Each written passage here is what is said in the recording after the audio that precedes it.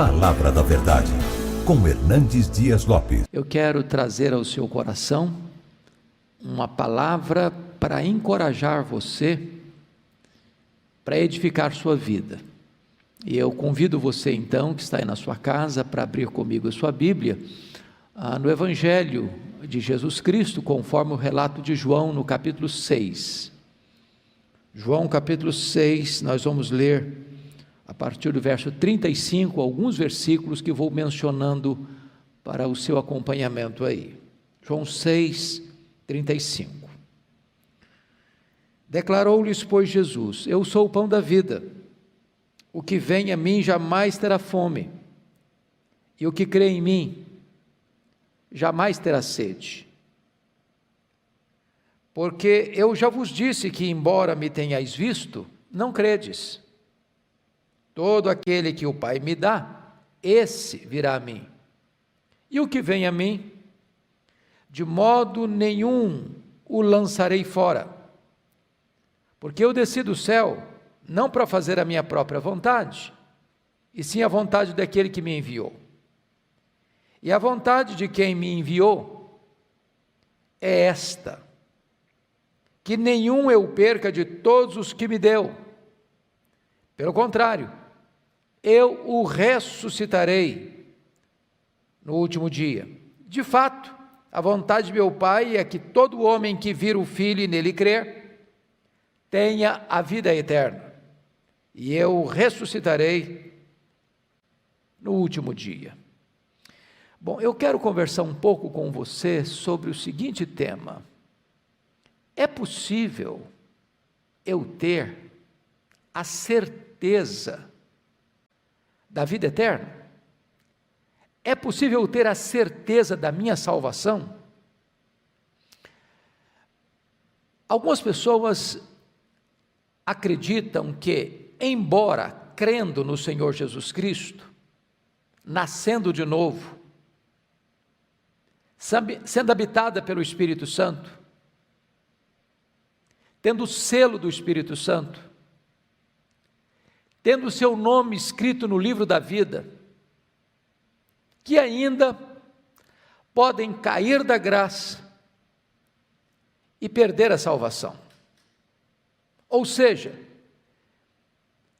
que agora ela pode ser membro da família de Deus, ovelha de Cristo, propriedade exclusiva de Deus, separada por Deus para ser sacerdócio real e nação santa, para em seguida tudo isso se perder, tudo isso ir por água abaixo, e essa pessoa acabar indo para a condenação eterna.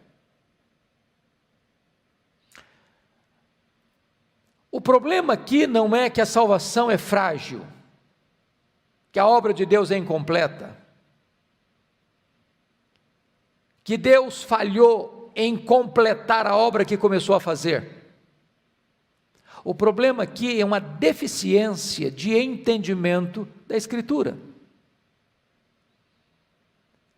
Se este é um lado perigoso, estar salvo, mas não se sentir como tal, como Paulo orientou o seu filho Timóteo: Timóteo, toma posse da vida eterna. Às vezes você tem uma herança gloriosa, uma riqueza extraordinária, mas vive paupérrimamente, sem qualquer segurança, sem qualquer convicção. Como o apóstolo Paulo dizia: eu sei em quem eu tenho crido, e eu estou certo de que Ele é poderoso para guardar o meu depósito até o dia final, e vivo uma vida de instabilidade, de temor e de insegurança. Há outros, entretanto, que do outro lado, arrotam uma segurança e certeza, fundamentados num equívoco, dizendo-se salvo, seguro, inabalavelmente seguro, mas que nunca passou pela experiência do novo nascimento, da conversão, da regeneração. Não é uma nova criatura. As coisas não se tornaram novas e as antigas não ficaram para trás. Tem uma profissão de fé formal, externa, às vezes até robusta, como narrada por Jesus no seu sermão do monte. Senhor, Senhor, porventura não profetizamos em teu nome, porventura não fizemos milagres em teu nome, porventura não expelimos demônios em teu nome. E Jesus não vai questionar a realidade desses fatos, mas vai dizer: apartai-vos de mim, vós os que praticais a iniquidade, eu nunca vos conheci. Então, se é um problema a pessoa salva não se sentir salva, também é um problema uma pessoa não salva sentir-se salva. Há dois problemas. Um é não ter a segurança da salvação, tendo sido salvo. O segundo problema é achar que estar salvo e sentir-se seguro quando nunca foi salvo. Então, eu quero ver com você à luz da Escritura, se você que creu no Senhor Jesus Cristo, nasceu de novo, é nova criatura, é ovelha de Cristo, é membro da família de Deus, é propriedade exclusiva de Deus, é a herança de Deus, é a menina dos olhos de Deus, é o templo da morada de Deus, tem o seu nome escrito no livro da vida. Se você pode ter, à luz da Bíblia, certeza, segurança da vida eterna.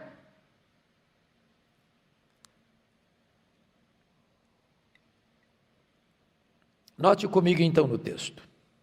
Primeiramente, veja o versículo 35. Declarou-lhes, pois, Jesus: eu sou o pão da vida. O que vem a mim jamais terá fome, e o que crê em mim jamais terá sede. Jesus está fazendo uma afirmação categórica, insofismável, irrefutável. Ele diz que aquele que vem a mim, o que vem a mim, jamais, não é talvez, não é a maioria, jamais terá fome. Quem crê em mim, jamais terá sede. Essa é uma expressão de segurança inabalável, porque condenação eterna é sede insaciável. Lembra lá de Lucas 16, quando o rico morreu e foi para o inferno, estando em tormentos, pediu que Lázaro molhasse a ponta do dedo e viesse refrescar sua língua. Se Jesus disse que jamais terá sede, Jesus está afirmando com isso que quem crê nele tem com segurança a vida eterna. Note comigo, no versículo 37, de onde decorre essa segurança da salvação? E Jesus diz assim: todo aquele que meu Pai me dá, esse virá a mim, e o que vem a mim, de modo nenhum lançarei fora. Note que as doutrinas da graça vão como que num elo de uma corrente, sendo ligadas umas às outras. Primeiro, note você a doutrina da eleição: todo aquele que meu Pai me dá. Então, o que é a igreja? A igreja é um presente do Deus Pai ao Deus Filho. Você que creu no Senhor Jesus Cristo é uma dádiva do Pai ao Filho. É por isso que Jesus é claro: todo aquele, não alguns, não a maioria, mas todo aquele que o Pai me dá, disse Jesus. Então ele está falando aqui da eleição divina. Quem escolhe é o Pai. Escolhe antes da fundação do mundo, escolhe incondicionalmente, escolhe para a salvação, escolhe para a vida santa e irrepreensível, escolhe em Cristo, e o Pai então dá esta pessoa a Cristo. Essa é a primeira doutrina que ampara a doutrina da segurança da salvação, a eleição divina. A segunda doutrina que está mencionada aí, no verso 37, é a doutrina da vocação eficaz. no chamado irresistível. Quando Jesus diz assim: todo aquele que meu Pai me dá, esse virá a mim. Isso está de acordo com o que Paulo escreveu em Romanos 8,30, aos que Deus predestinou, a esses Deus também chamou. Ou seja, o chamado de Deus é irresistível. Quando eu falo irresistível, eu não estou afirmando que toda pessoa que escuta o Evangelho e que um dia foi, é ou será salva, que ela vai atender a essa voz do Evangelho na primeira vez que ela ouviu. A história da redenção prova que há pessoas que são convertidas na infância, outras na juventude, outras na fase adulta, outras na velhice, outras no leito da enfermidade. O que o texto nos assegura com diáfana clareza é que todo aquele que o Pai dá ao Filho, esse virá ao Filho. O que Jesus muito claramente afirma também, você pode conferir comigo no capítulo 10 de João, versículo de número 27. As minhas ovelhas ouvem a minha voz, eu as conheço e elas me seguem, eu lhes dou a vida eterna, jamais perecerão e ninguém as arrebatará das minhas mãos.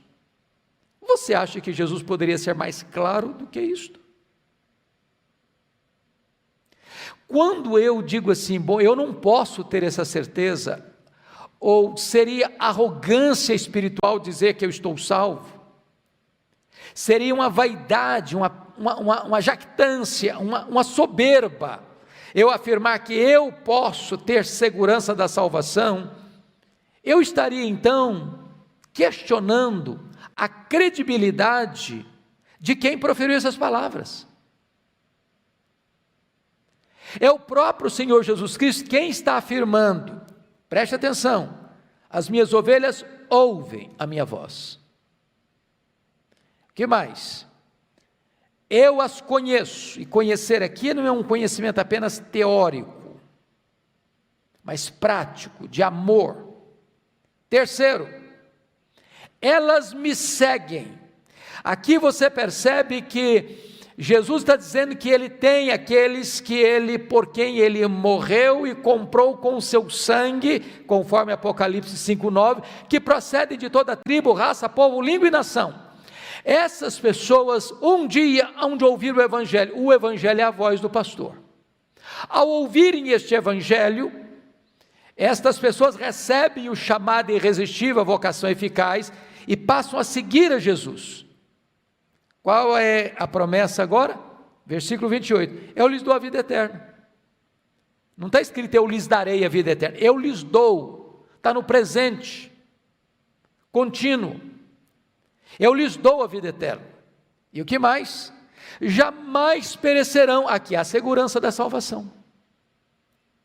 Não tem como fugir desse raciocínio, absolutamente claro, lógico, eloquente, que não pode ser contradito. E o texto conclui assim: e ninguém as arrebatará das minhas mãos. Ou seja, nem o diabo, nem o inferno, nem o mundo, nem qualquer outra coisa deste mundo ou do porvir pode tirar você, que foi salvo pela graça, e estando nas mãos de Jesus, pode ser arrancado das mãos de Jesus e perecer. Jamais perecerão.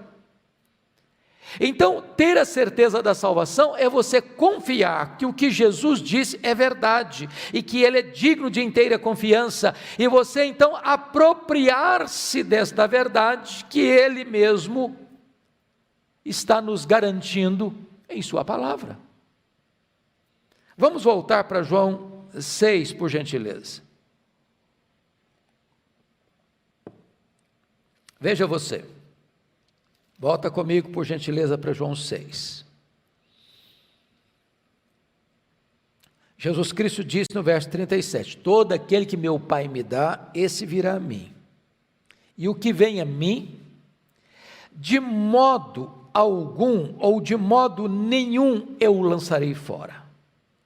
Quando Jesus diz de modo nenhum, ele não abre nenhuma exceção. Olha, mas se a pessoa fizer isso, ou se a pessoa fizer aquilo, então eu lanço fora. Ele está deixando uma palavra categórica, insofismável, de segurança, de garantia. Talvez você argumente, pastor, mas eu conheço fulano, beltrano, ciclano, que foi membro da igreja, que trabalhou na igreja, que foi líder na igreja, que foi pregador na igreja, que exerceu cargo de liderança na igreja, que foi pastor na igreja, e se afastou da igreja e morreu lá no pecado. E aí? E aí? Como é que você responde a uma questão dessa? O ponto importantíssimo aqui, você não deva questionar, ou duvidar, ou rejeitar a doutrina, por causa desta, daquela, ou daquela outra experiência de alguém. Não foi a doutrina que falhou. O que você precisa questionar é se essa pessoa de fato nasceu de novo. Você nota que Judas Iscariotes era um apóstolo de Jesus. Aliás, o único dos 12 que tinha um cargo de confiança. Era o tesoureiro do grupo. Ele jamais levantou suspeita dos seus pares, até o momento final da ceia. Se Jesus não desse a senha e não deixasse claro para os seus condiscípulos, eles não suspeitariam da integridade de Judas Iscariotes. Entretanto, Jesus sempre sabia que ele era o traidor, que ele nunca tinha nascido de novo. Portanto, não é o fato de alguém ser membro de uma igreja local, ter sido batizado, exercer cargo de liderança na igreja, ser um pregador, expulsar demônios, profetizar, fazer coisas espetaculares. Não é isso que garante a salvação de alguém. O que garante a salvação de alguém é este alguém ser um escolhido de Deus, este alguém ter crido no Senhor Jesus Cristo, este alguém ter recebido a vocação eficaz, o chamado irresistível, e estar salvo pela graça, tendo a vida eterna. Jesus a estes garante segurança inabalável de vida eterna. Então, respondendo a você com o próprio texto de João, lá na primeira carta. Olha comigo, por gentileza, primeira carta de João, capítulo 2. Primeira carta de João, capítulo 2.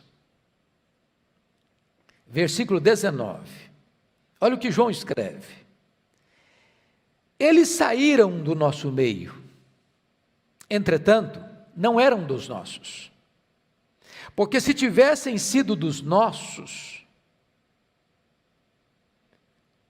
teriam permanecido conosco. Todavia, eles se foram para que ficasse manifesto que nenhum deles é dos nossos. A questão aí não é que a doutrina falhou. Não, absolutamente não.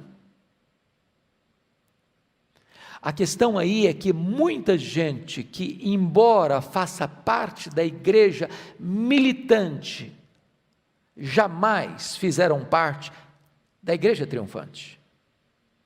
Preste bem atenção, o rol de membros das igrejas locais não confere necessariamente com o rol de membros da igreja do céu, da igreja triunfante, que se chama o livro da vida do Cordeiro. Há muitas pessoas que fazem parte da igreja local, que passaram por uma liderança, foram examinados, receberam o batismo, não importa se por imersão, se por aspersão, se por efusão, e são membros da igreja, e frequentam a igreja, e trazem cacuete de crente, parecem crente, e se vestem como crente, falam como crente, e agem aparentemente como crente, mas que nunca nasceram de novo.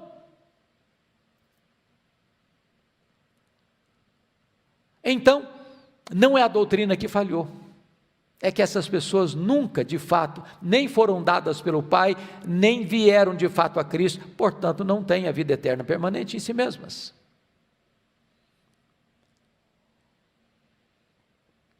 Note ainda comigo, por favor, voltando para João 6.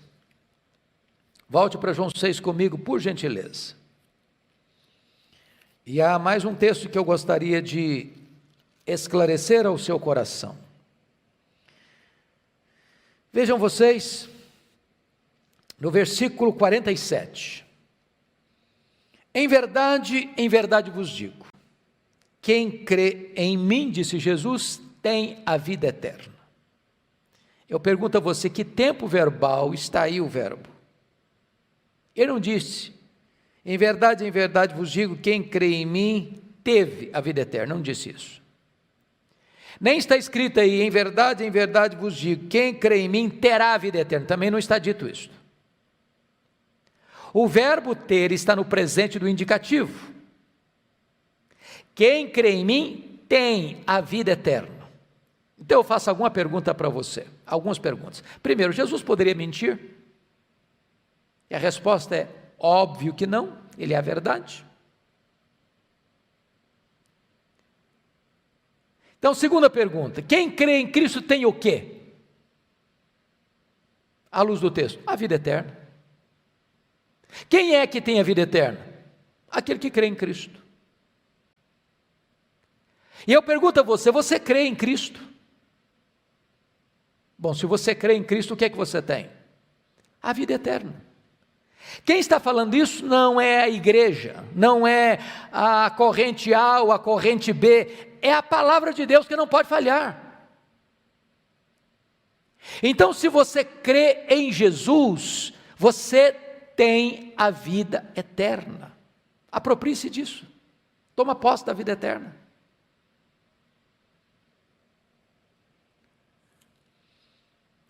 Deixe-me citar mais um texto de João. Vá comigo para a primeira carta, capítulo 5, versículo 13. Primeira carta de João, 5:13.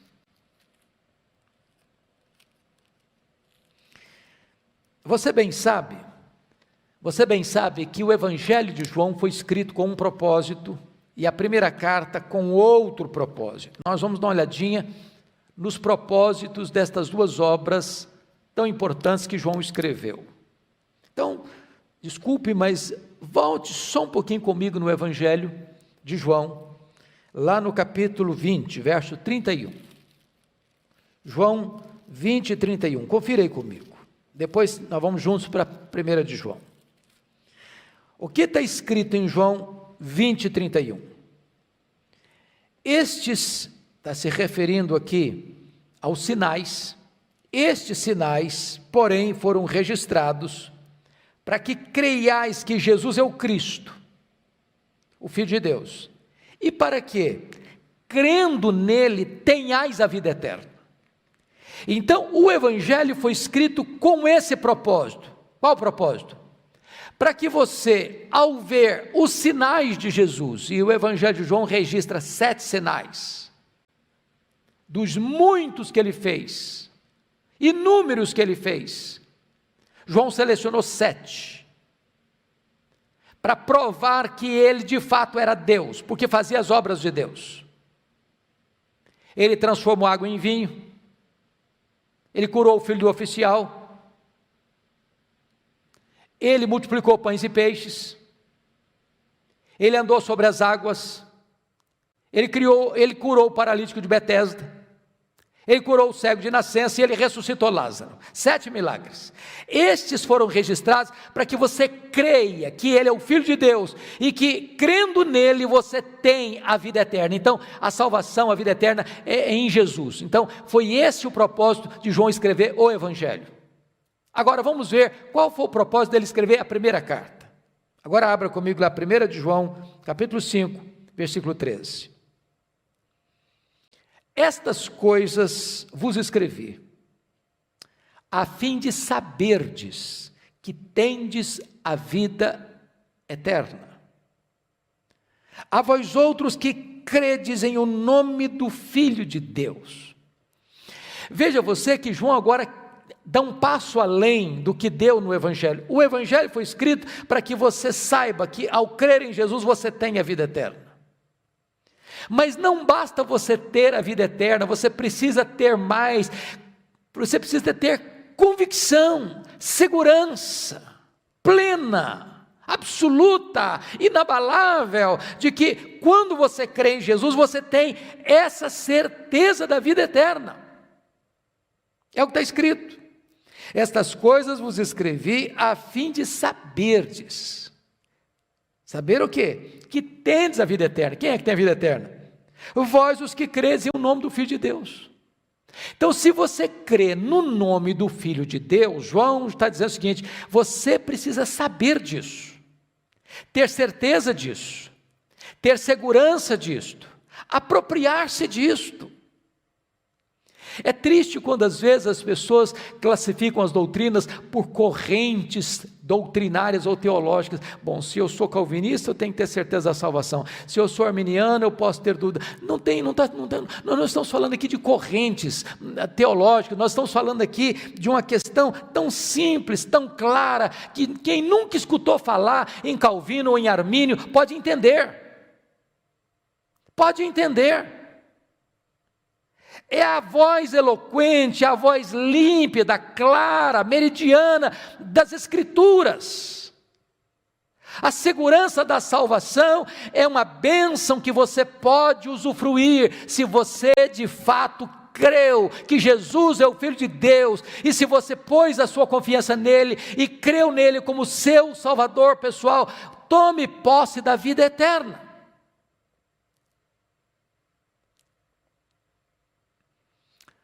Deixa eu lhe dar mais um passo.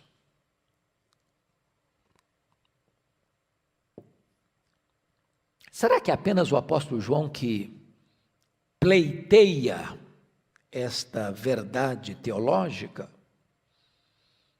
Será que Paulo, por exemplo, nos ajudaria a entender também? E eu não quero me delongar, e eu quero ser muito objetivo e muito simples e ao mesmo tempo contundente com você na defesa dessa verdade. Então vá comigo para Filipenses capítulo 1, versículo 6. O que Paulo escreve aí? Ele diz assim, Filipenses 1, 6. Estou plenamente certo. Ele não está com dúvidas, ele não tem incertezas, ele não está confuso. Ele diz: eu estou plenamente certo. Certo de quê? De que aquele que começou boa obra em vós há de completá-la até o dia de Cristo Jesus.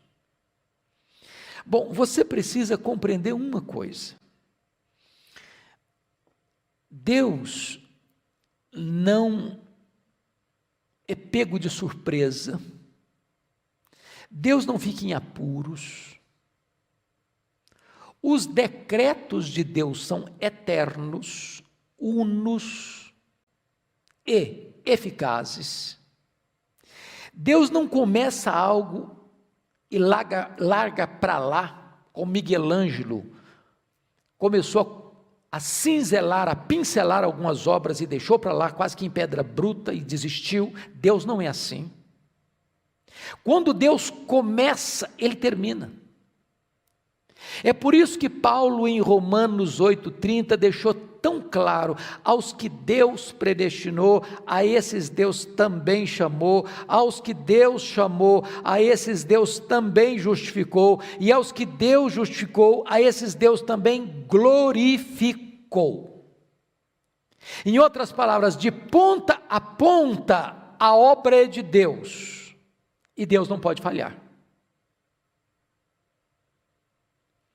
Então, quando Deus começou a boa obra em você, certamente Deus há de concluí-la. Deus não vai largar a sua obra no meio do caminho. Deus não se frustra. Os planos de Deus não podem ser frustrados.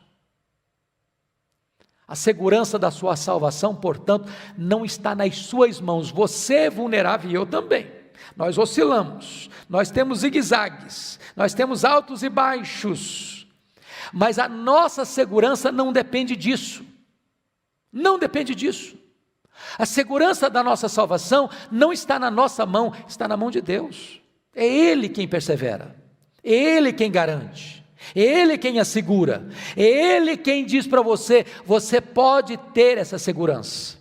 Bom, mas alguém pode argumentar assim, pastor, mas essa doutrina da segurança da salvação vai acabar induzindo as pessoas a uma vida relaxada. Se eu falar para alguém que ele está salvo, para que ele vai querer ficar buscando santificação? Para que ele vai querer viver uma vida de renúncia aos prazeres deste mundo? Para que ele vai querer fazer boas obras? Para que ele vai querer evangelizar e fazer a obra de Deus? Ele vai cruzar os braços, estou salvo mesmo, deixa a vida me levar. Onde está o erro desse raciocínio? Onde está o erro desse raciocínio? O erro desse raciocínio está no fato de que aquela pessoa que foi verdadeiramente salva, ela não ama mais o mundo, ela não se conforma mais com o mundo, ela não tem mais prazer no mundo, ela não faz provisão para o pecado, ela foi escolhida e salva por Deus para ser santa, para ser irrepreensível, e ela se deleita em Deus, ela tem prazer em Deus. Quando ela resvala os pés e cai, ela não permanece caída, ela tem prazer e urgência em voltar para Deus, como Abraão, que algumas vezes resvalou os pés, mas logo recomeçava a sua jornada, levantando um altar e adorando a Deus. O salvo não tem mais prazer no pecado, ele não permanece no pecado. O pecado é um acidente na sua vida e não uma prática. Aquela pessoa que diz, não, eu estou salvo mesmo, então deixa eu viver a minha vidinha, é porque nunca foi salva. O salvo tem prazer em Deus, ele se deleita em Deus, ele tem alegria em Deus, ele quer fazer a obra de Deus, ele quer agradar o coração de Deus. Mas vamos só mais um pouquinho, e eu quero concluir a minha fala com você. É claro que esse assunto é tão amplo, é tão extenso, e se nós pudéssemos olhar isso à luz dos livros da Bíblia, nós poderíamos discursar aqui e falar tantas coisas belas, maravilhosas, mas você pode examinar isso. O que eu estou lhe dizendo é apenas aquilo que é suficiente para você que creu no Senhor Jesus Cristo. Apropriar-se da sua salvação. Tome posse da vida eterna. Então, quero levar você agora, finalmente, para Romanos capítulo 8, versos 30 a 39. Olha comigo. Já repeti várias vezes aqui o versículo 30, porque o versículo 30 de Romanos 8 são os elos da corrente dourada da graça. Aos que Deus predestinou, a esses Deus também chamou. Aos que chamou, a esses também justificou. E aos que justificou, a esses também glorificou. Talvez você pergunte, pastor, eu não estou entendendo uma coisa aqui. Porque a glorificação só se dará quando Jesus voltar. Certo? Claro, isso mesmo. Por que Paulo coloca então o verbo aqui, glorificar, no pretérito perfeito, como um fato consumado, se isso ainda historicamente não aconteceu? Paulo usa aqui o chamado pretérito profético. É como se esse fato, e é fato, esse fato, que nos decretos de Deus a sua glorificação já é algo realizado, consumado. Se você foi predestinado, se você foi chamado, se você foi justificado, então aos que Deus predestinou, a esses chamou, aos que chamou, a esses também justificou, e aos que estão justificados, certamente, na mente, nos decretos de Deus, já estão glorificados. Não há possibilidade de você perder a sua salvação.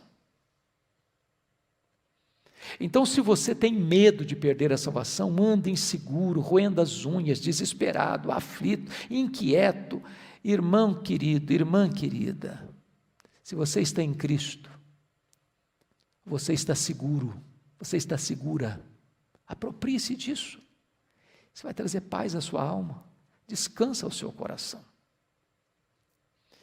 Olha comigo, apenas os versos, para fechar, apenas os versos 38 e 39. Olha o que ele diz. Porque eu estou bem certo de que nem a morte, nem a vida, nem os anjos, nem os principados, nem as coisas do presente, nem do porvir, nem os poderes, nem a altura, nem a profundidade, nem qualquer outra criatura poderá separar-nos do amor de Deus, que está em Cristo Jesus, nosso Senhor. Paulo não poderia ser mais abrangente. Numa linguagem belíssima, de uma retórica irretocável, o apóstolo Paulo coloca diante dos nossos olhos todas as possibilidades e diz que não há nada, nem nesta vida, nem na vida vindoura, nem no mundo físico, material, nem no mundo invisível espiritual, que possa comprometer, frustrar, destruir os fundamentos dessa segurança inabalável da salvação, se você está em Cristo Jesus. Então a doutrina que se batiza de perseverança dos santos, que nós já estamos aqui dizendo segurança da salvação, certeza da vida eterna, não é uma doutrina forjada nos concílios eclesiásticos, mas é uma doutrina emanada das Sagradas Escrituras. Se a Bíblia é a verdade, ela é. Se a Bíblia é a palavra de Deus, e ela é. Se a Bíblia é inspirada, e ela é. Se a Bíblia é inerrante, ela é. Se a Bíblia é infalível, ela é. Se a Bíblia é suficiente, ela é. Se a Bíblia não pode falhar, e ela de fato não pode falhar, então você pode ter certeza da vida eterna, você que creu em Jesus Cristo como seu Salvador pessoal. Dito isto, espero que você, à luz das Escrituras, tenha esta certeza. Você que creu no Senhor Jesus. E se você ainda não creu no Senhor Jesus, como diz a Escritura, agora é a hora oportuna de você se render a Ele, de recebê-lo como seu Salvador pessoal, de receber imediatamente a certeza e a garantia da vida eterna. Eu vou orar com você. Agradecemos-te, Deus, a riqueza, a beleza e a segurança bendita desta verdade que emana das Escrituras. E te pedimos que tu nos abras os olhos da alma, os olhos do coração, para vermos esta verdade tão cristalina, e que o nosso coração agora descanse, fique pacificado, crendo nesta verdade, que é límpida, que é clara, que é eloquente, que abençoa a nossa vida, a verdade de que todo aquele que crê em Jesus, esse tem a vida eterna. Aplica, meu Deus, esta palavra ao coração daqueles que estão nos acompanhando e nos assistindo. É a nossa oração, em nome de Jesus. Amém.